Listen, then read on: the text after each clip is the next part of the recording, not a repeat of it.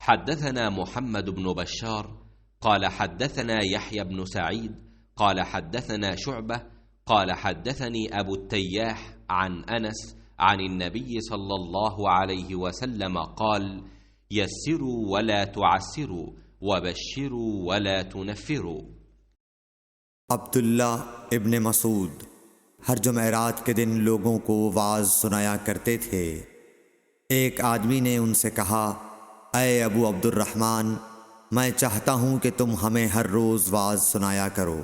उन्होंने फरमाया, तो सुन लो कि मुझे इस अम्र से कोई चीज़ माने है तो ये कि मैं ये बात पसंद नहीं करता कि कहीं तुम तंग ना हो जाओ, और मैं वाज में तुम्हारी फुर्सत का वक्त तलाश किया करता हूँ, जैसा कि रसूल अल्लाह सल्लल्लाहु अलैहि वसल्लम इस ख्याल से कि हम कभी दखातिर न हो जाएं, वाज के लिए हमारे औकात फ़ुर्सत का ख्याल रखते थे।